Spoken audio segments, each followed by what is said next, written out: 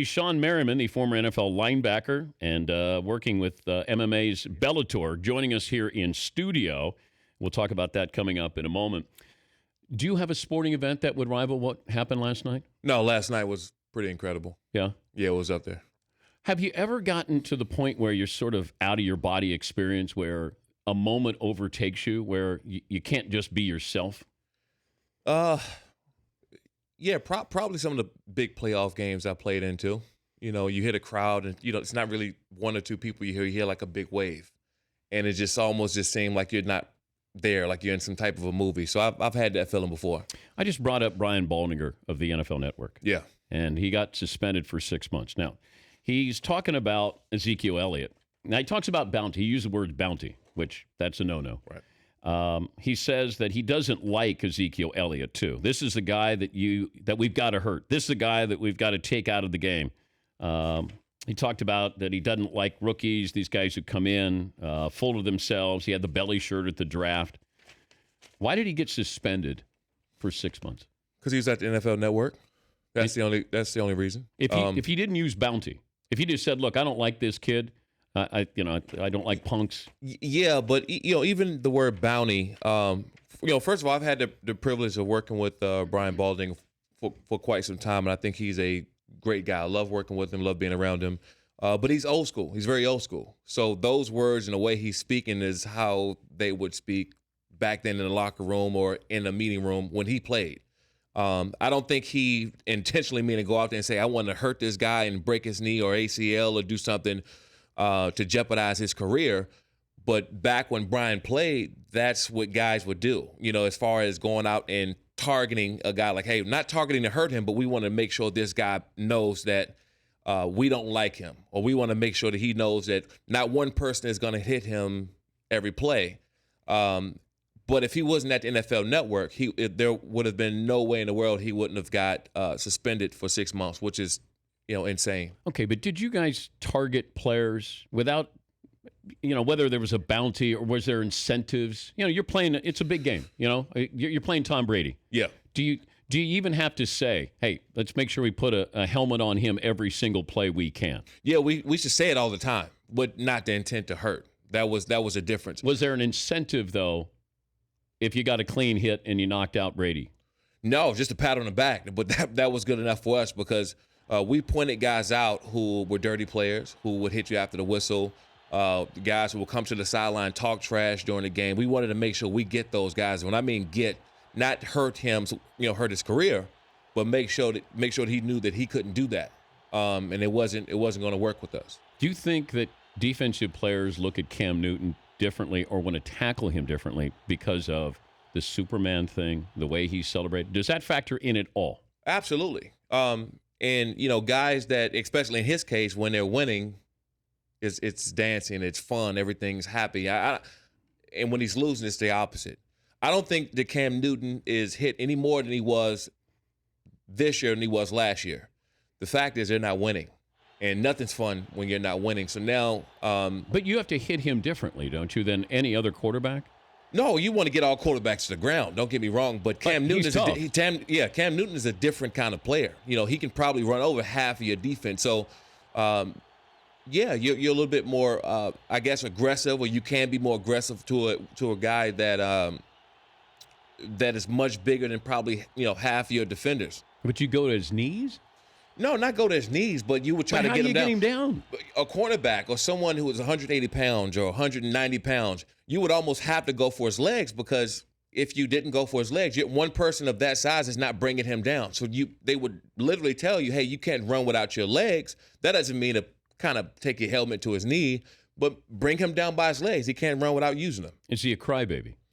Right now he's whining way too much. And, I think Cam is a great person. The problem is that he's not going to get the treatment that other big quarterbacks in the National Football League is getting for several reasons. For one, he's not normal. He's not a guy that you can let up on and kind of just bring him down like a normal quarterback. For two, he's been complaining about every single time he's been hit inappropriately. And when he was talking about going to call Roger Goodell, that's something he should have did before And if the NFL doesn't do anything about it, then you start to complain and make it a little bit more public situation. See, Shawne, I think he made a mistake going public with it. Oh, absolutely. Because you now, hey, I'm going to go to the commissioner. I'm tattling on all of you guys here. Right. And it felt like, hey, keep it in-house. You know, this is how we play the game. If somebody wants to back channel here, great. But all of a sudden, you get an audience with the Pope, then it's different. Yeah, and you know what? He has that clout. He's Cam Newton. He's a huge name in the National Football League. He can call Roger Goodell and say, "Hey, can you do something for me? But can what you if take a Josh look?" Norman wanted to call the commissioner and say, "I want to complain about how I'm efficient"? Like, at what point does the commissioner say, "I can't take any calls from everybody in the league"? No, he will take Cam Newton's. He'll probably take Josh Norman's. He will. But even in Josh Norman's case, he's complaining about a hands to the face, a penalty. Cam Newton is complaining about him possibly, tearing his knee or getting injured to, hurt his career. It's two completely different situations. I got some numbers here for Shawne Merriman. First 42 games of your career. You know how many sacks you had? No. 39 and a half. That's pretty good. This is Reggie White had more. Aldon Smith and Derek Thomas, the only guys to have more through the first 42 games. Best pass rusher ever, in your opinion, is who? Lawrence Taylor. Yeah. Lawrence. Because, he for me, in watching Lawrence Taylor play, he in kind of invented a position that made guys like me possible. He was like one of the first that can do almost everything. You can look at Reggie White and some of these other guys who are outstanding, who are great pass rushers in their own right, but they couldn't do the things that Lawrence Taylor could bring to the game. How many sacks did you end up with here in your career? Maybe 40-something. I don't know. Toughest guy to bring down? God. Ben Roethlisberger. What is it? He invites you to hit him, right? I mean, yeah, but he doesn't go down. It's like, but Cam and Ben are similar in size. Yeah, and I don't hear Ben. I don't know. Does Ben cry about getting hit? No, I've never heard Ben complain, and that's the difference. And what's it like hitting Roethlisberger? Well, you think he's going down, and on his way down to go to his knees, he's throwing it 30 or 40 yards down the field. And, he's kind of one of those guys that you grab and you think he's going down. And he finds a way to wiggle away from you a little bit and still get the ball down the field. It's got to be frustrating, though, that you give him your best shot. And then, then you kind of hear the crowd roar and you're like, wait, he threw it? Yeah, no question. It is frustrating. I know you're joining us on behalf of Bellator. Tomorrow night, it's MMA Fight 163 on Spike TV. When did you get into MMA? Well, at first, I think it was my second year in 2006. I was training during the off season, just doing MMA training. I wanted to switch up and do different things and work on my hand-eye coordination, work on my stamina, and I fell in love with the sport. Then I came across and met a few guys and started training with other MMA guys, Chuck Liddell, and been in there with Randy Couture and all these guys. I said, man, I love this sport. Did you fight against them? No. Did you spar? No, I wanted to. Who did you want? To anybody, but I'm glad I didn't. You wanted Liddell and no. I was very young and dumb at the time. That was something I didn't want. But being in it with those guys, you realize how tough it is as a sport. But I wanted to just get better in playing football. And over time, we found a way to start to I met Scott Coker, the president of Bellator, and we found a way to get my apparel company, Lights Out, involved in Bellator. So now, here I am. Nice. Who would be good in the octagon? NFL player. Yeah, I would say a lot of the top pass rushers. I would look at like a Tamba Ali, right, or Justin Houston, or someone who is just great with their hands. Would James Harrison be good as big as he is? Yeah, but he, just the shortness, it works to your disadvantage when you don't have the long limbs and you're still 240 something pounds. J.J. Watt. J.J. Watt would be good.